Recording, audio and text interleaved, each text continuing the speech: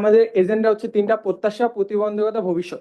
এই পয়েন্টগুলোর নিয়ে কথা বলতে গেলে আমাকে বলতে চাই ভারতরা কি চাচ্ছে।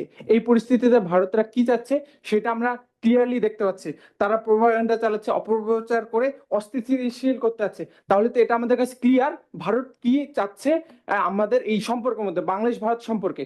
তাহলে আমরা যদি তাদের এরকম চাই, আমরা কি আমদানি রপ্তানির ক্ষেত্রে কি তবুও আমরা সুসম্পর্ক রাখার চেষ্টা করব, নাকি আমরা অন্য কোনো স্ট্র্যাটেজি মুভ করবো? কারণ আমরা যেহেতু আন্দোলন করছি রাজপথে, তখন আমাদের একটা স্লোগান ছিল আপোষ না সংগ্রাম, সংগ্রাম সংগ্রাম।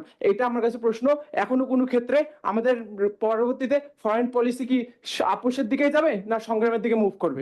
বহুত ইন্টেলেকচুয়াল আছেন, তারা লেখালেখি করেন বিএনপিকে, আমি যেহেতু আমি একটা পার্টি রিপ্রেজেন্ট করি, আমার দল সম্পর্কে বলে যে বিএনপি ভারতের জন্য এনিমি পার্টি, বিএনপিকে তারা ট্রাস্ট করে না। বিএনপিকে তো ট্রাস্ট করার কোনো কারণ নেই, বিএনপি তো ঠিক আওয়ামী লীগের মতো সব দিয়ে দিতে পারবে না, মোটামুটি সবই দিয়ে দিয়েছে। এখন এখানে ফরেন অ্যাডভাইজার এখানে আছেন, পঞ্চগড়ের ওখান থেকে 480 কিলোমিটার একটা রাস্তা নেয়ার ব্যাপারটা আলাপ আলোচনা শুরু হয়েছিল, ওই জায়গাটা দেওয়া বাকি আছে, শুধু মোটামুটি বাকি সবই দেয়া আছে। তো এই জায়গাটা তো বিএনপি ক্ষমতা আসার নামে এরকম তুলে দিতে পারবে না, সার্টেনলি নট। দেশের স্বার্থ বিকিয়ে আমাদের দল ভবিষ্যতে কখনই কোন শক্তির সাথে আপোষ করবে না। এটা আমাদের একটা ফার্ম স্ট্যান্ড, ফার্ম পলিসি।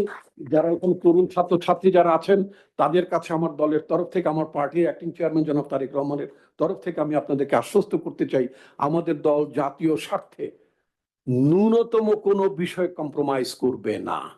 আমরা আমাদের জাতীয় স্বার্থকে আমরা অটুট রাখবো, এবং আমাদের দেশের কিভাবে আমরা দেশকে আমাদের নিজেদের নিরাপত্তাকে আরো স্ট্রেনথেন করে আমরা কিভাবে প্রসপার করতে পারি সেই বিবেচনাটা